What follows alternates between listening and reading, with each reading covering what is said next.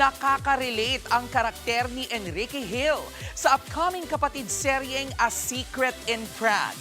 Habang ang katambal niyang si Andrea Brillantes nagpa-blonde pa ng buhok para sa kanyang role. Inspired daw ang aktres, lalo't happy ang kanyang love life. Nasa frontline ng balitang yan, si MJ Marfori.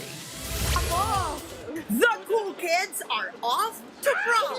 Tumulak na nga papuntang Czech Republic. Sina Enrique Hill at Andrea Brillantes para sa TV5 series na A Secret in Prague. At kasama ang News 5 sa send-off.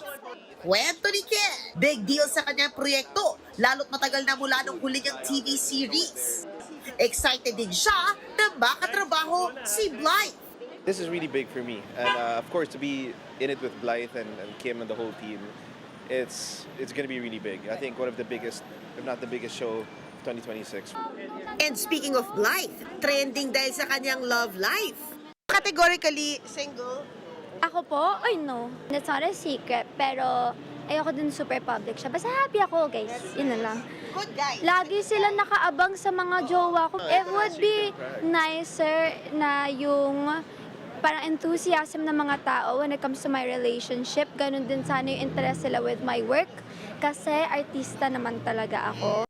Yun na nga, ang pagiging artista nga ang dahilan kaya blonde ngayon si Blythe. New year, new hair. Yeah, New Year, New Year. Siyempre may kinalaman to sa Prague. Oo, para din secret. Interesting ang new look ni Blythe pero hindi na muna niya in-spoil. Ang hindi secret ay ang karakter ni Ken. Ako po dito si Mikoy Pinagpala. Normal, Filipino guy who goes abroad to work for his family para dun sa pangarap na iyang kapatid. So basically, super simple lang. And then when he gets there, he meets a very, very mysterious, wonderful, beautiful lady that's gonna change the course of their story. Kasama rin sa cast na Kim Domingo at award-winning actor Cedric Juan na parehong balik serye din. Partners in crime daw sila sa A Secret in Prague. Meet Special Agent Alex at Shano. Kami dito yung talagang lagi magkasama. So mag-partner kami dito. And meron din kaming, kumbaga yun nga, kagaya ng sabi ko kanina, may story din kami na dalawa. So yun yung dapat nilang abangan. But sabi ko nga, hindi siya basta action lang. So may kasamang, comedy din. Now you're gonna do comedy? Para sa akin, yun yung pinakamahirap na genre ng acting. Pero why not? I love challenges.